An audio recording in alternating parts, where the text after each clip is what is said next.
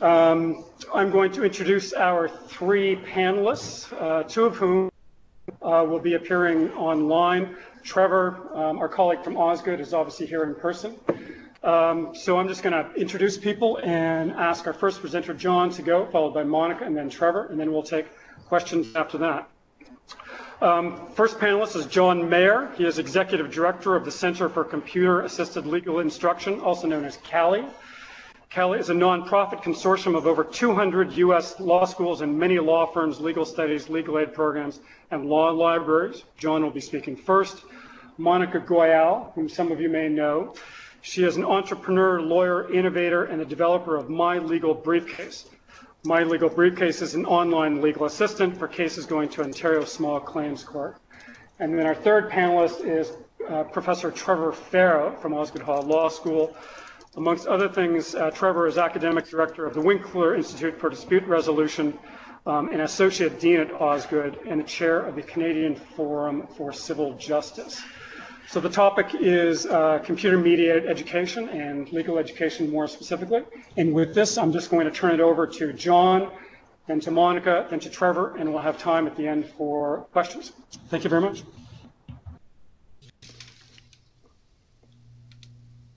Hey folks, can you see me? Hear me? Yes, we can. Oh, good. Can you see my slides? I'm not sure that I'm the presenter here. We see your face. We do not see your slides. Hoping to be made the presenter here. Is that something under my control?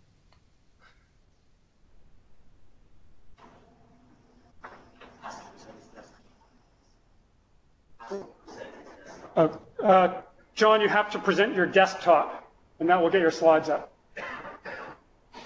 Yep, press the button.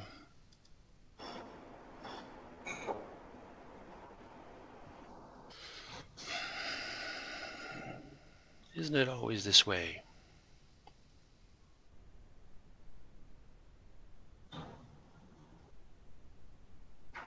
While you're waiting, there's a nice view of Stony Lake just out the window. I can see it quite nicely.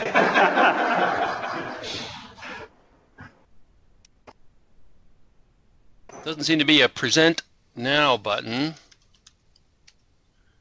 Trying an alternative path, and it's uploading a PowerPoint. Upload finished. Very good.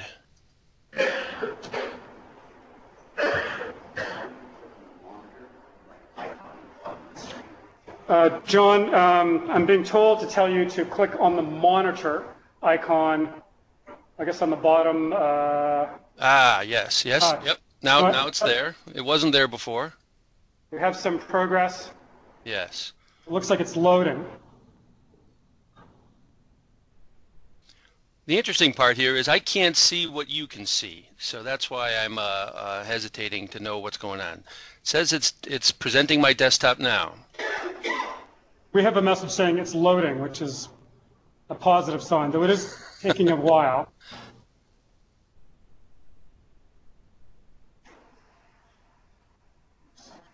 Present desktop, presentable content. How about that? You're presenting desktop.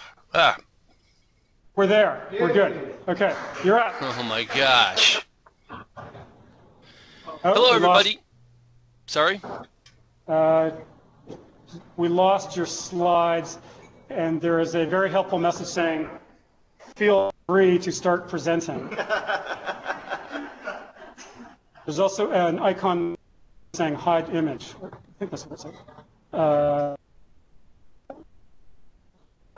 Christian, do you have any further advice? Okay, that's good advice. John, why don't you just start, and if and when we get the presentation, we'll get it up and take it from there. All right. So what are you seeing on your screen right now? Are you seeing my desktop or just my face? I think we see your desktop as well as a screen panel of your face. We're now back to me. That's what we see. We see me. Okay, we're good. Let's now go. It's working. Very good. John, you're up. Hi, everybody. Sorry for the technical problems. Isn't that the way of that might be my whole presentation? computer-mediated education and its impact on legal education. It's people in front of classrooms stumbling through this gosh darn technology. But no, I'm far more optimistic than that. So I wanted to start by saying that wired justice starts with wired legal education. Maybe that's an obvious thing to say in some ways, but hopefully I'll put some meat on those bones in the next 5 or 7 minutes or something like that. So I was asked this question for this talk: how is tech shaping the teaching of law? And I always like to start with something familiar to though scary to most lawyers.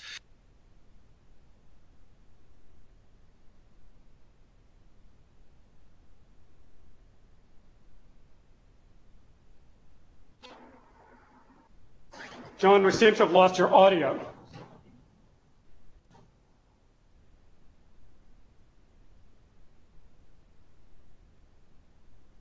John, can you hear us?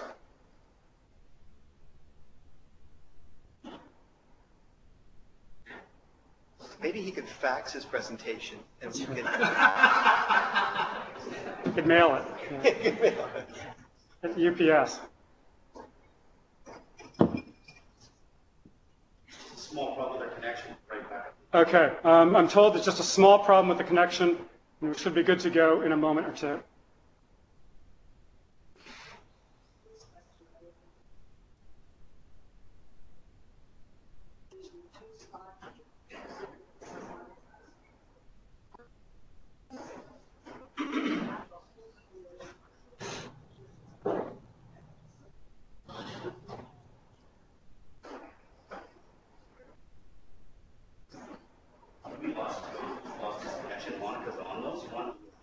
Okay, we're going to improvise a little bit. We seem to have lost John.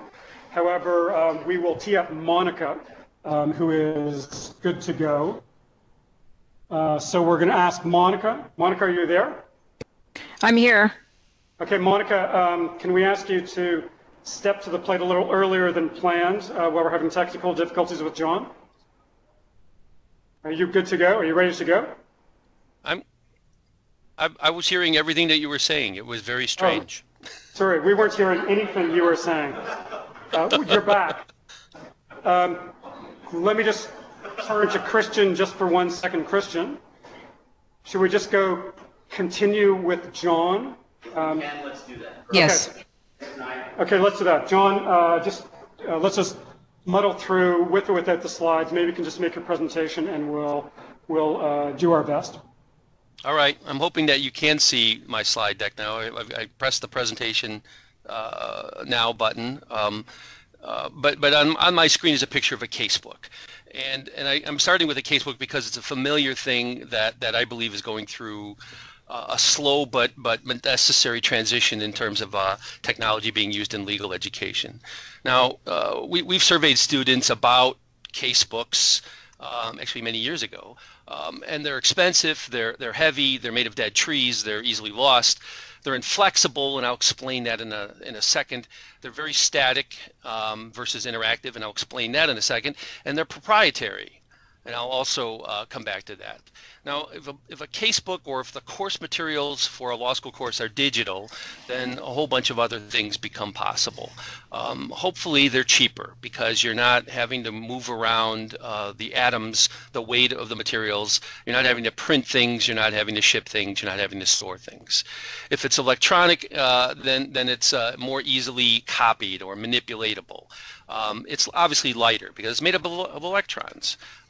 It's harder to lose because it's so small. You can make, under certain circumstances, make copies of the thing. It's possibly remixable. And I say possibly because under some models, the traditional publishers that are doing electronic casebooks or electronic textbooks don't allow that or allow that only under certain circumstances. And that's a policy or a marketing decision rather than a technological capability decision. And if they're electronic, they're potentially interactive, and they're possibly free from intellectual property restrictions, which means you can take the course materials and turn them into exactly what you need, whether you be the student trying to construct your own educational environment, or the faculty member trying to create the best possible environment for learning to happen. So there's lots of examples of this, and probably one of the reasons why I was asked to speak was we publish electronic casebooks for the U.S. law school market. I pay law faculty to write casebooks, but I pay the money all up front. They don't get any royalties because we don't sell them. We give them away for free under a Creative Commons license.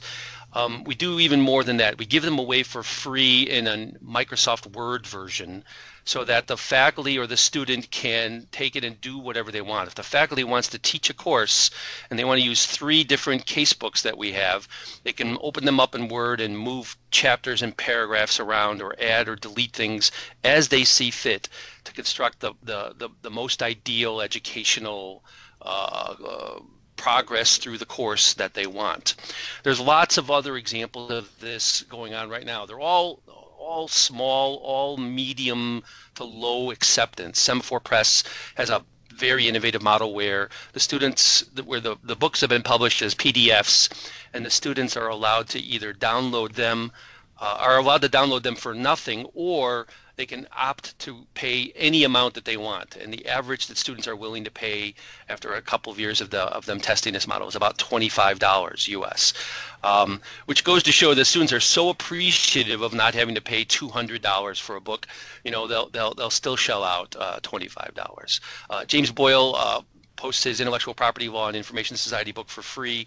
He calls it an open course book, and there's other examples as well. As far as interactivity, the best example I can give you is a book that we publish called Wetlands Law. It includes links to dozens of videos and audios, but it also has links to all sorts of websites that are relevant to the wetlands law that Steve Johnson, who is the author, is trying to publish. It also has links to Cali Lessons, not necessarily Cali Lessons that we publish, but that Cali Lessons that the author created specifically for this book. So what's a Cali lesson? And this goes into my next thing about how technology is impacting legal education. It's an interactive exercise in which a hypothetical is presented as text on the screen, and then the student is given mostly multiple choice questions and may branch based on their answers. So if they get it wrong, the author may have programmed it to come back with more lower level information. If they get it right, it may skip over things because it demonstrates that the student understands it. So lots of feedback, self-paced, self-assessment of the material. There's this is very old technology. It goes back to the 1960s, even the 70s, of interactive tutor systems, CBT, computer-based training, and things like that.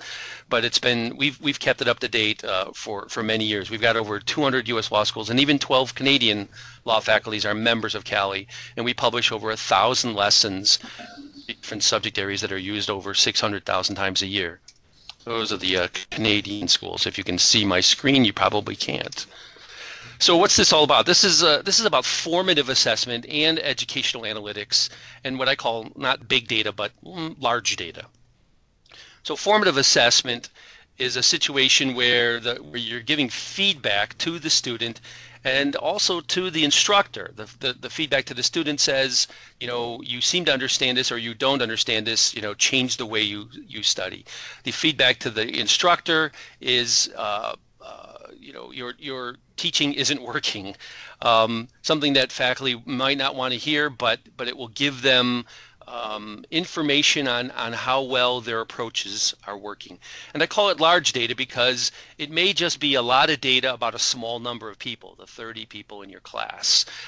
So that's not big data where you could apply AI, machine learning type of analytics, but it's data that gives you some clue as to whether what you're doing is working.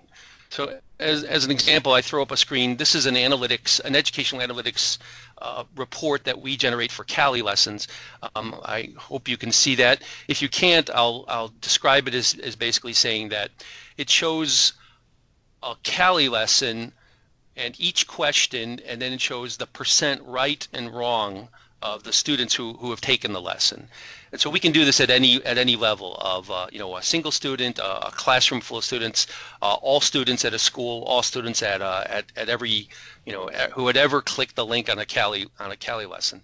And it gives us it's not super precise, but it gives us a very general idea about the fact that we expect that students will do well at the beginning, because usually the questions at the beginning of an interactive tutorial are easier, and then they'll do more poorly, or they'll get more wrong as they get to the end. Our goal is not to hand students the right answers and say, good boy or good girl, pat them on the head. Our goal is for learning to take place, and sometimes asking them very hard questions and getting them to get it wrong, steering them into the potholes, so to speak, is the point of learning, so that they are challenged to understand nuance in what they are studying.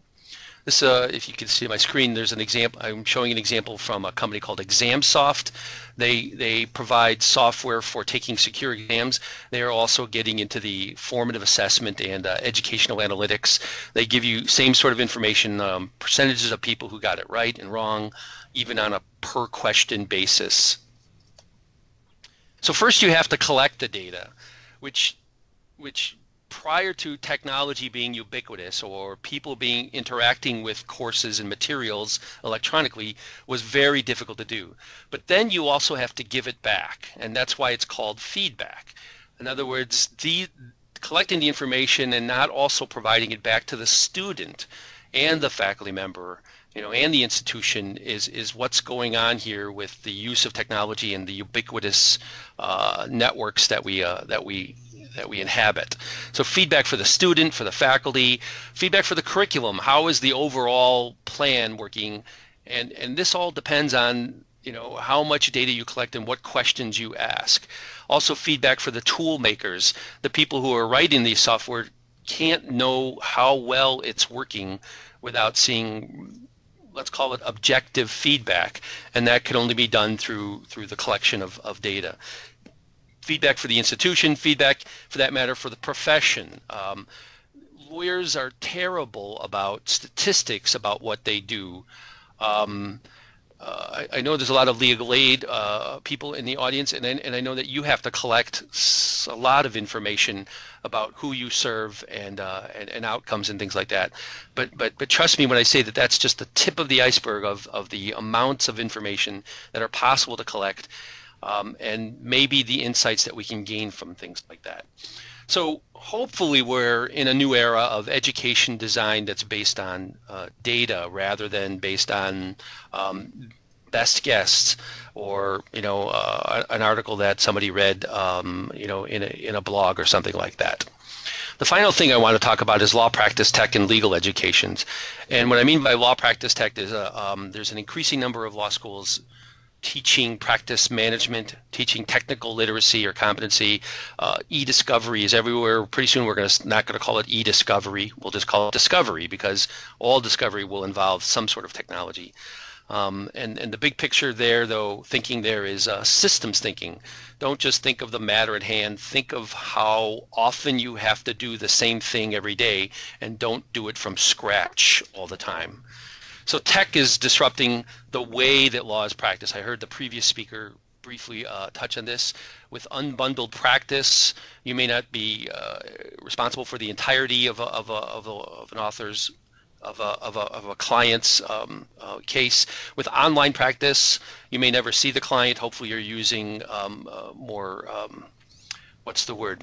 reliable technology than I'm using today, and automated practice. You may never see the client at all, or you may not be the client, but you may have automated something that makes it easier for somebody else, a self-represented litigant, for instance, to handle their own problem.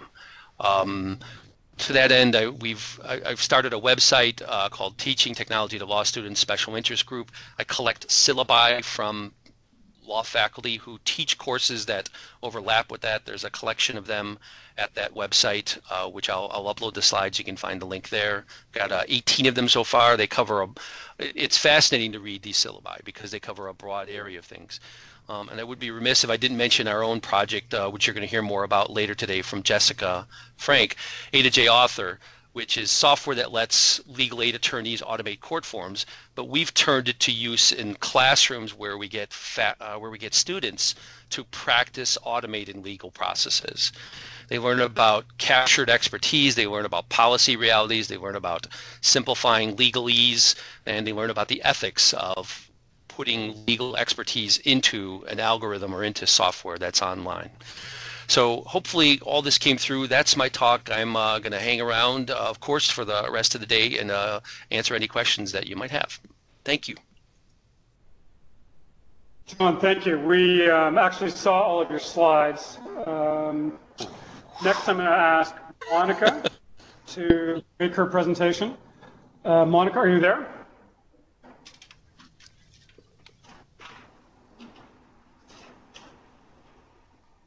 Do we have Monica? Are you there?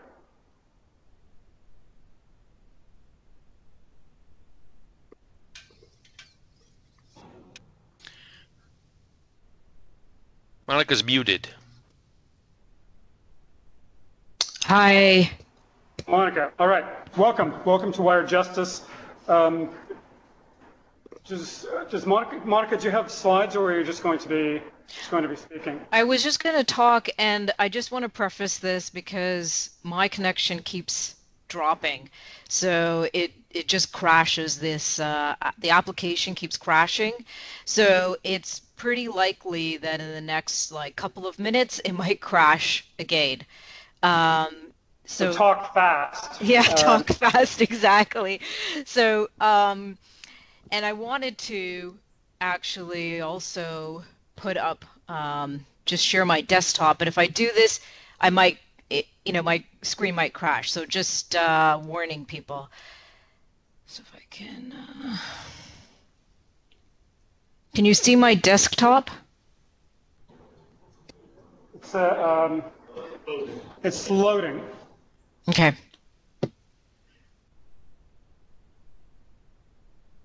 We can see it now. Can you see it now? Yes. Okay. So just so everyone knows, this is me. We can't, but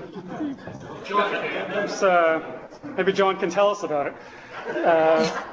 Okay, it's coming up. There it is. Yeah. We are good to go. Monica, Okay. You're up. So this is me, just so everyone has a visual about what I look like. John did a really good job about talking about, giving an overview, and I wanted to talk a little bit about what it is that I've been doing along with some other people at Osgoode University. So I co-teach a course called Legal Information Technology at Osgoode Hall, and my co-teachers are Nicole Alwyn from the Winkler Institute, which some of you may know, and Darren Thompson, who's at with the Ministry of Attorney General in BC, which some of you may know as well. And we've taught this course 2 years now, and it's different than teaching about law, like the law around technology. It's about what is happening right now out there in terms of legal legal tech. So what are the, kind of the disruption that's happening in the industry? What does Susskind say? So we talk about Susskind. We talk about the different technologies that are coming out that's new, like artificial intelligence, document automation. And one of the aspirations that we had was, can we teach law students how to code? Without actually having them code, if that makes any sense. But what we call is kind of like a paper design or paper app. So what I actually have on the screen right now for you is one of the classes that we do is an online dispute resolution. So we take students and we have them, we put them in 2 groups. And this past year we had people from different universities, and they run through kind of this, dispute resolution system, online dispute resolution system, which is, just a way for them to get engaged with, these are some of the alternative ways or some of the newer things that are coming out that are out there, and giving that experience to them.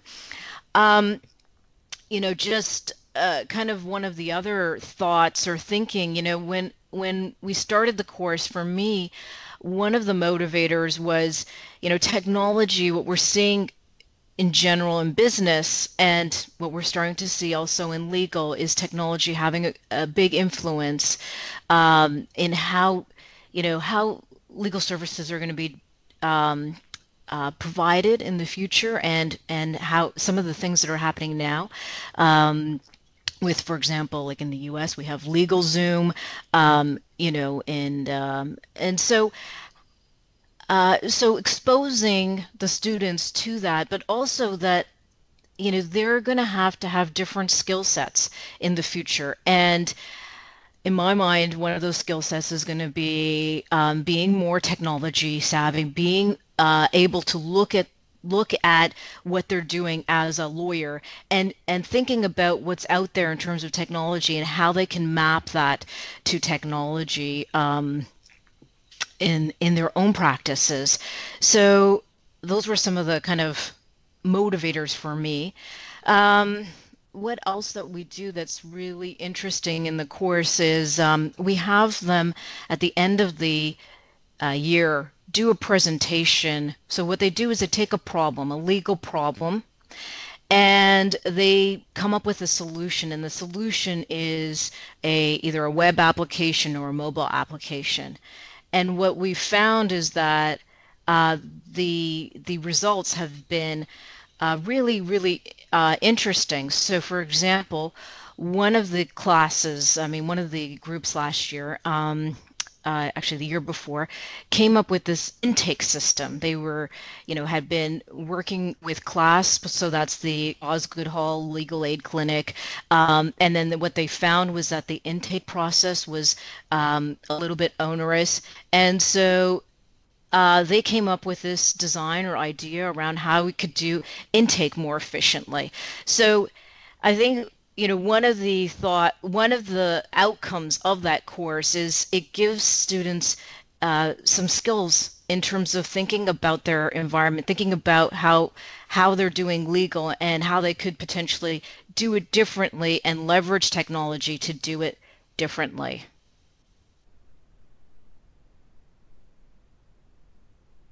Hello? We're still here. Okay, yeah, so that's about it for me. Okay, thank you very much. I'd now like to ask Trevor to make his comments, and then we'll have some time for questions after that. Great. Thanks, everyone. Thanks, Nye. Following up from Joan and Monica, I think I'm going to go a little bit old school. I don't have slides, which would have been easier because I am in the room. I actually showed up by boat this morning, which was quite convenient. But what I thought might be useful for folks in the room when I was thinking about preparing this is what would be interesting for legal aid, policymakers, people who are doing the kinds of stuff that you're struggling with a discussion on legal education. And what I thought might be useful is to think through a couple of the principles, the sort of the animating themes that we're thinking about at the law school in terms of shifting our thinking on how to deliver legal education. Some of the same themes may resonate with some of the things that you're thinking about shifting legal services provision, design, etc. So that's kind of the connection where I was coming from for this presentation.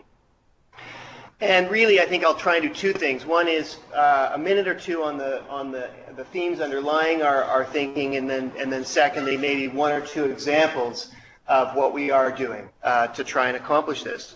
So Chris talked this morning, Roger's talked last night. I think everyone is at the point now where what we know about the current state of affairs is that it's unsustainable. We also know from the research that people want more. We're learning more about how they're using, when I say they, I'm talking about the public, using technology, the kinds of money people are spending on legal services. We learned from our recent national study that people spend about as much on law as they do on food every year in Canada. It's a lot of money. And so how are we going to sort of shift this gap? And I think one of the things that we realized, or one starting place, is this idea of culture shift. Over the last 5-10 years or so, and certainly recently, we've heard lots about this idea of culture shift, different places to look for that culture shift. I think this conversation is part of that culture shift. So what are some of the underlying themes that we're at the law school trying to think about in our culture shift that may fit? So the idea of accessibility. And not just accessible legal services, accessible legal education. If we take our obligations seriously around the Law Society Act and some of the animating principles behind us, we just know that at the moment we are not making good on the promise to society to deliver legal services and by extension legal education. It's just a sham, right? I mean, I'm not suggesting anyone's doing it by mean-spiritedly, but we are not accessible. And so there is this moment in time, and we'll come back to that. The idea of reflective. We learned from our research, from national studies, from your client, from the constituencies that you're serving, that the system is not reflective of those who we serve. And so how do we do that? And I think one of the paradoxes, it's probably the same for you. I'm in lots of rooms these days where people are saying, how do we get the public involved? And one theory is it's easy. And if we look at other sectors, Chris already talked about Uber, we can talk about iTunes, we can talk about Airbnb, the democratization of society, the democratization of law, and John this morning talked about the democratization of legal education. It's really drawing the public in as part of the process, and depending on who your public is, it's the constituency, right? And so that notion seems right, and not that hard, actually. It's really important and some really innovative thinking going on. I think John's, I won't repeat it, he's just done it. And some of the stuff Monica's doing. So what's the downside? Really, we're talking about the Home Depot approach to law. People are doing their own bathrooms, people are doing their own caulking. Why can't you do your own law? And one answer is, of course not. Everyone's doing it. We've got to do it, and we do have to do it. So that takes us to another principle is, so what do we do about the notion of the expert? Are gone the days of the expert? Do we now never want to hire a plumber? Do we now never want to hire an electrician? No, of course not. Those days are still here. So how do we shift our thinking about that idea of the expert? And that, I think, is one of the things that Monica's course talked about, and I'll come back to that in a minute. Thinking through legal education with students on where do they fit? And by extension, where do lawyers fit as the expert in the context of the Home Depot approach to law? And I think that's the question that is really interesting and that we're all facing at the moment. And one analogy might be, it's slightly different, but you'll all recall the sort of coming out of the Pound Conference in the 70s, and lawyers were freaking out about ADR, right?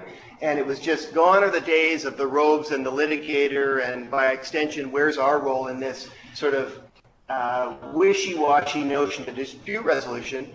All that happened is it doubled lawyers' business, right? And so the idea of technology, I think we need to think through. It's not such an end in itself, but it's that means to an end, and thinking through where does the expert fit in a new way, obviously, in that notion of the end, which is delivering services, justice, etc., that we can get into if we want in the questioning.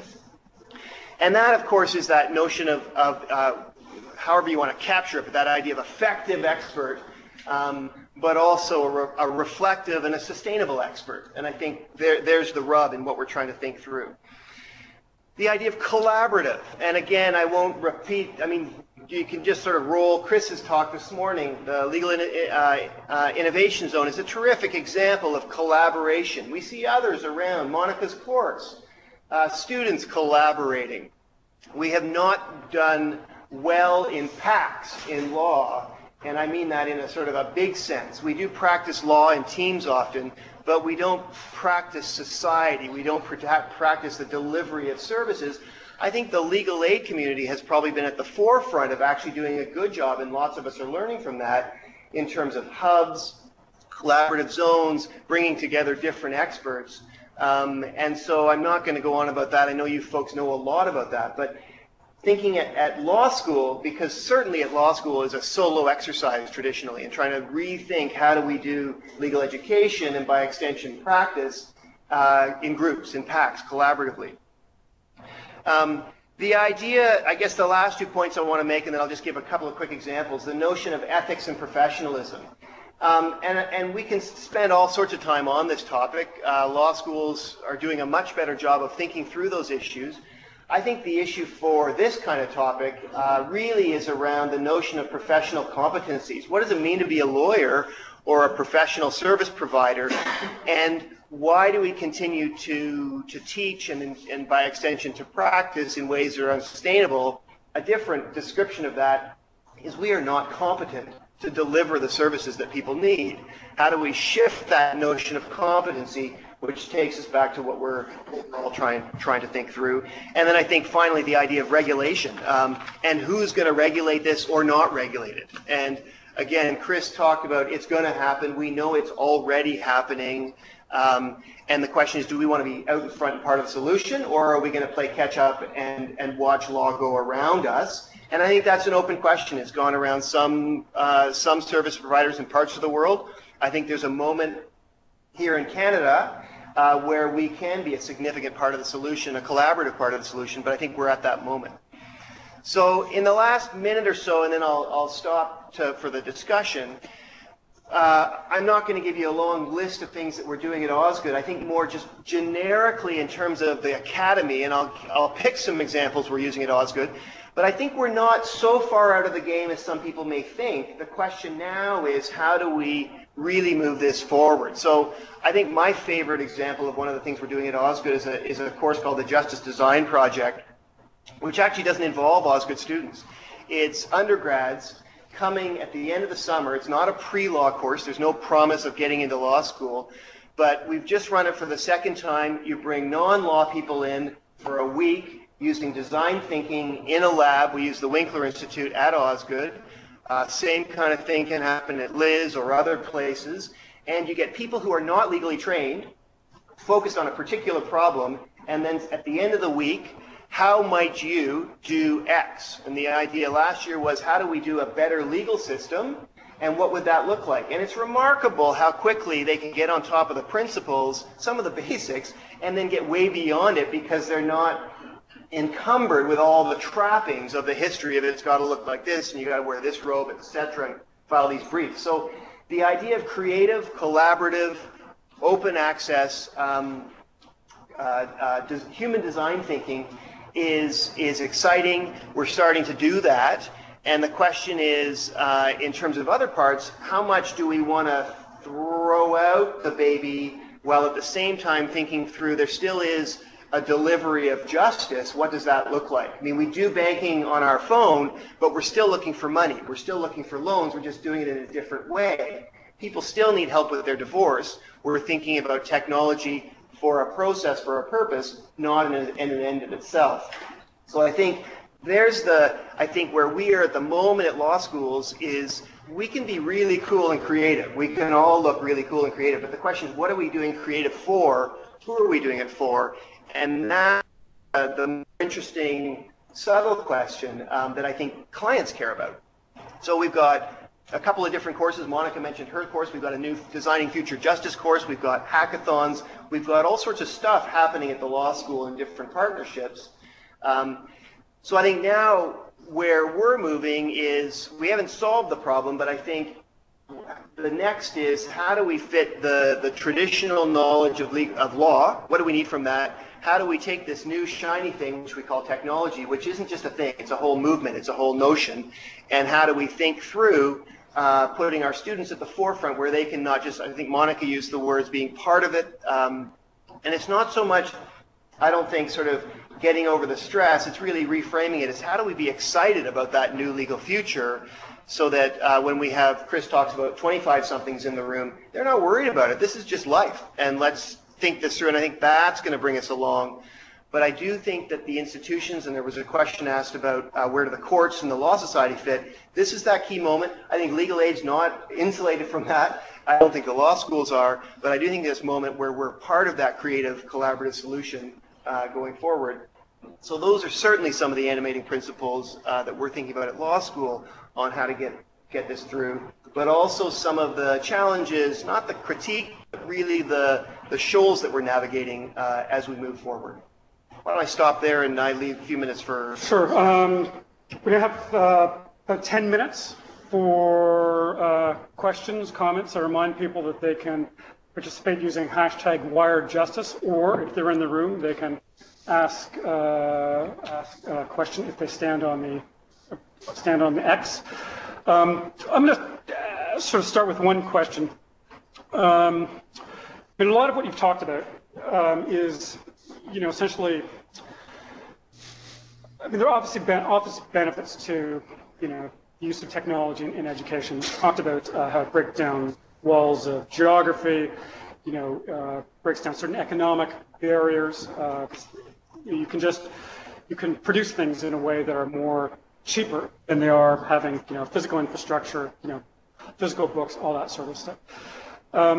So those are all obvious benefits that have direct implications of the lessons that can be learned in service provision of legal aid or other kinds of legal services. But I presume that there's also something lost in translation as well. If you move from teaching, for example, in a physical room, classroom, teacher at the front, but then it becomes more of an online community. The classroom becomes an online community.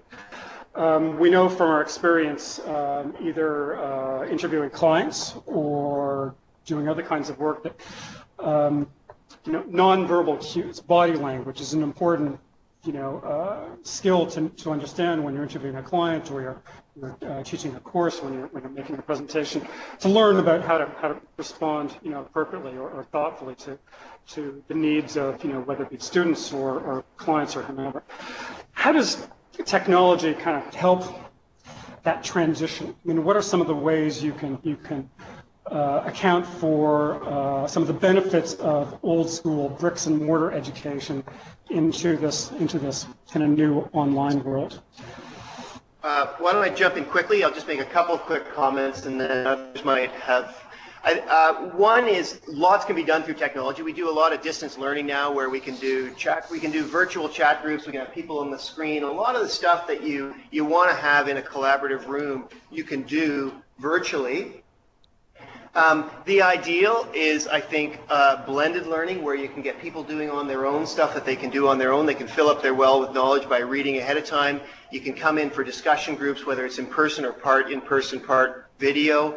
That stuff is relatively easy, and we're doing that now, particularly at our professional development school downtown at Osgoode, and it works really well. I think the final thing is that, and I'll pick up on a point that Chris made. I'll frame it in a slightly different way, but I think it's really important. It's sort of don't let the perfect be the enemy of the good. If there are a lot of people who aren't going to get educated or have no access, who have never been part of the system, it's never fit for them, getting better education, I think, is better than getting no education. And so we're not there yet with that perfect virtual world. I'm not sure it is a perfect world or a better world, but presumably at least some education and some of that collaborative learning will be better than none. And I think we got a lot of people that just don't get anything. And I think that fits also for legal services exactly the same. And we've let the perfect be the enemy of the good for quite a while, which has squelched innovation. And I think it's also squelched the provision of services in some sectors, right? I'll invite John or Monica to add any additional comments. This is John. Integrating technology into your teaching is not a Lego or a you buy something and then install it and it just works. It has to be a carefully thought through decision by the instructor or by the curriculum designer. And what I mean by that is that if you need emotional attachment, if you need interactivity where you can see body language and things, then technology can take the things where you don't need that, such as if you want your students to come into class prepared for a high-level discussion, then do so. Assign those materials and use data analytics or use the website to tell you that they've completed them to a certain degree of knowledge, and then that gives you more time in the classroom for person-to-person interaction. The old model of a classroom where the expert stands and delivers, and people sit there are bored and alt tab onto Facebook or onto chat rooms is not a better model. That's a worse model. And so there's even sort of a backlash against laptops in the classroom to get people to pay more attention. Well, they will pay more attention if the nature of the activity in the classroom is interactive and interpersonal. So that means take the information delivery aspects of education out of the classroom and use the classroom only for those interpersonal interactions. Monica, do you have anything you'd like to add? Yeah, sure. Hi, can you hear me? Yeah. Yeah. Yes, we can. Yeah. So actually, just from a practical perspective, one of the people that was one of my co-instructors in the course was living in British Columbia, and we were, the course was at Osgoode. So from a practical perspective, to have that co-instructor participate, some of the classes were online, and so the online platform also enables or has the potential to enrich the education experience by leveraging people who aren't physically in and around where you're located, where the school is physically located. So that's one point. And the second is that the technology, what we learned from that was that actually the students were not comfortable. So some of the feedback we got was I couldn't get the platform to work, challenges around the use of technology like I'm experiencing today. But that's, I think, an important point is to have those like uncomfortable experiences around technology. I think that's a learning point too, because the technology isn't always perfect, but it does enable you to do things that you wouldn't otherwise be able to do. That's it. Thank you. I think we have a question from the floor. We have David Field, who is CEO of Legal Aid Ontario. David. We have a lot of new employees who are relatively young, and my expectation or my impression is that many of them are much more tech savvy than our organizations are, and there's an expectation from them that we're going to use technology more effectively. And I was wondering whether that's influencing the schools themselves. And you have students that are arriving who are tech savvy, who have some expectations from the schools, and I'm wondering how that's influencing the curriculum and how you can use that to sort of continue to improve or use technology to deliver services more effectively or deliver education more effectively. Just wonder if you could comment on that. Yeah, very quickly, because I am conscious of the time. I think probably at least twofold. One is how we, in the physical classroom and also in the blended classroom, point number one, people expect a lot. They're paying a lot, and they show up very technologically familiar with all sorts of stuff. So if we stand at the front of the classroom in an old school way and don't make use of any of the tools that we have access to, they're disappointed, it's not effective, and it's not a good learning environment. So it is pushing us as educators to do education very differently, and I think it's fair to say that people are doing it very differently. And there's a list of stuff that we do now, using the computer, using this and that, etc. So that's, I guess, point number one. Long way to go, but lots happening. Point number two, and I think it's really going underlying the curriculum reform is, and what the whole point of a law school is in the first place, and we're being pushed on that as well. And I think the kinds of courses that we're offering, the kinds of engagement that we're doing, the kinds of research we're doing is, again, not perfect. We're not there yet, but lots and lots on these questions, as opposed to only on the old school questions. I don't want to say that it's completely shifted, but it certainly has pushed us dramatically in terms of how we deliver legal education and the whole point of doing it in the first place. I'm going to invite Joan and Monica to make quick responses to David's question, if they have any. It's a myth that millennials or the younger generation are more tech savvy. They are not. They are more tech expectation savvy. In other words, they expect to be able to do simple tasks through a website rather than wait on the phone or make an appointment. But it doesn't necessarily mean that they are smarter about programs, systems, or designs. They still have to be taught those things, and especially have to be taught in relation to how the law is structured and how the legal system is structured, reality. So don't assume that you hire young people because they'll be your tech support. They won't. Monica, you have the final word. Anything you'd like to add? I agree with John. I think that it is, it's been in my experience too, that, that there is a gap between, being comfortable around technology and actually then using and being technology savvy, and also the systems aspect, like, looking at technology and being able to apply it to the practice. You need to have that practice experience, and they don't have that. And the other thing is that the attitude towards technology is very casual. So some of the issues around security, confidentiality, they're not apprised to that. So I think there needs to be some education for students around some of those issues before they kind of go and practice. So if I could say, a gap in kind of legal education right now.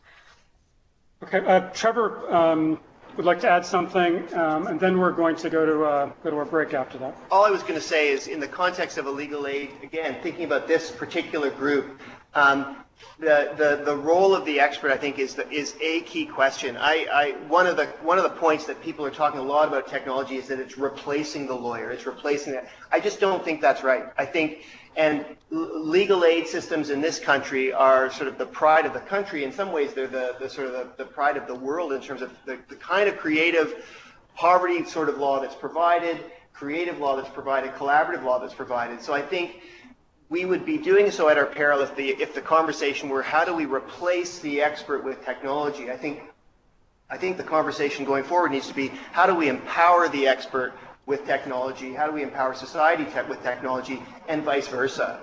And I don't think we have the answer to that yet, but that's where the creative thinking is happening now, I think, at law schools and obviously here and elsewhere. So, okay. Thank you.